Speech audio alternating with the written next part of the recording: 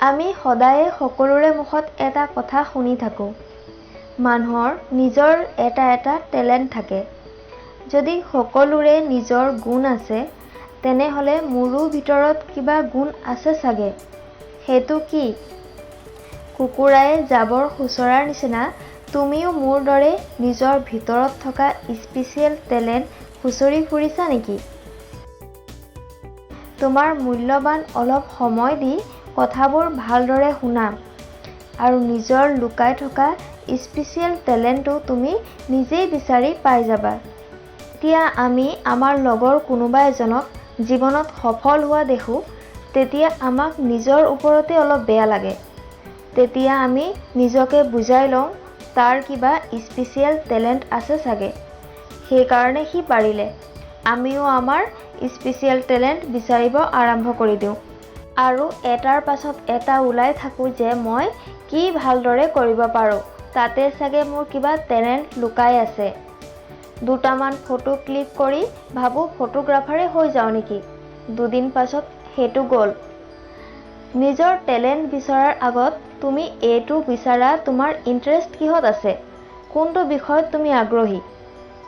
আমাৰ দৰে middle class ফেমিলিৰ কোনোবা ল'ৰা বা ছোৱালীক যদি সোধা হয় যে তুমি জীৱনত কি হ'ব বিচাৰা, তেতিয়া প্ৰায়ে আমি শুনিবলৈ পাওঁ কোনোবা ডাক্তৰ, কোনোবা ইঞ্জিনিয়াৰ, কোনোবা টিচাৰ বা নাৰ্ছ হ'ব। সকলোৰে ক্ষেত্ৰত একেই, কাৰণ আমি সৰুৰে পৰা সেইটো পৰিৱেশতে ডাঙৰ হৈছোঁ আৰু চাৰিওফালে সেইবোৰ দেখি শুনি শিক্ষা পাইছোঁ। সেইবোৰৰ বিষয়ে ভালদৰে জানো, সেইবাবে আমাৰ এই দুটা বা তিনিটা দিশৰ ওপৰত আগ্ৰহ বেছি। ভাল লাগক বা নালাগক, সেইটো দিশেই আমি ৰাওনা হওঁ। এতিয়া প্ৰথমে প্ৰশ্ন হ'ল, তুমি নিজৰ আগ্ৰহ কেনেকৈ বঢ়াবা? আমাৰ আগ্ৰহ তেতিয়াহে বাঢ়িব যেতিয়া আমি নতুন বস্তু এটাৰ বিষয়ে শিকিম। আমি নতুন বস্তু এটা শিকিব নিবিচাৰোঁ আৰু একো কাম বিচাৰি নাপালে দেউতাৰ যি সৰু সুৰা বিজনেছ আছে সেইটো লৈয়ে ব্যস্ত হৈ পৰোঁ। তোমাৰ হাতত থকা মোবাইলটোৰে তুমি মানুহৰ লগত কথা নপতাকৈও বহুত কথা শিকিব পাৰিবা। নতুন নতুন বিষয় চাবলৈ আজিয়ে আৰম্ভ কৰা। অকল তোমাৰ ভাল লগা বিষয়ে চালেই নহ'ব। তোমাৰ গান শুনি ভাল লাগে বা খেলি ভাল লাগে, কিন্তু তুমি ভাল নলগা জব এটা কৰি আছা। সেই জবটো তোমাৰ ভাল নালাগে যদিও কৰিবই লাগিব, নহ'লে জীৱনত চলিবলৈ টকা পইচা কোনে দিব। এই ভাল লগা কাম আৰু কৰা কাম দুটা বেলেগ বেলেগ। ভাল লগা কাম এটা কৰিলে বা তাত নিজৰ টেলেণ্ট বিচাৰি জাপ মাৰিলে নহ'ব, সেইটোৰে ইনকামো হ'ব লাগিব। নহ'লে আকৌ নিজৰ টেলেণ্ট বিচাৰি হাবাথুৰি খাই ঘূৰি আহি জীৱনটো বেকাৰ বুলি তামোল পাণৰ দোকান খুলিব লাগিব। সেইবাবে তুমি প্ৰথমে তোমাৰ জ্ঞান বঢ়োৱা।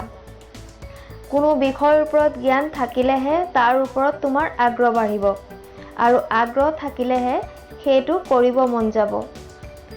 তোমাৰ পঢ়ি ভাল নালাগে, খেলি ভাল লাগে বা খানা বনাই ভাল লাগে বা বিজনেছ কৰি ভাল লাগে, তোমাৰ কি ভাল লাগে সেইটো তুমি জানা।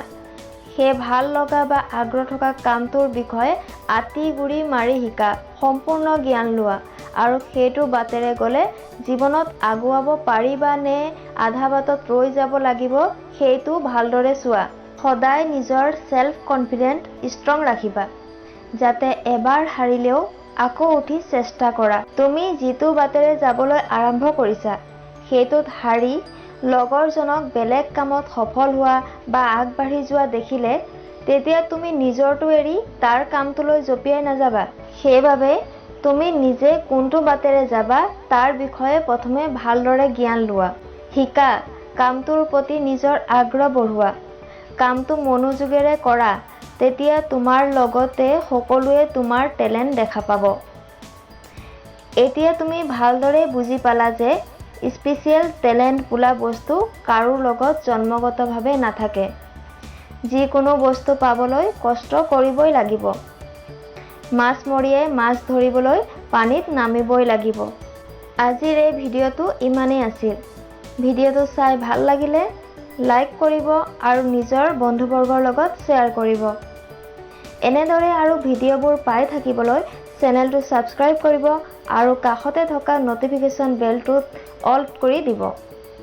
আশা কৰোঁ জীৱনৰ প্ৰতিটো পল এটি মিঠা হাঁহিৰ সৈতে জীয়াই থাকক। ভিডিঅ'টো শেষৰলৈকে চোৱাৰ বাবে বহুত বহুত ধন্যবাদ।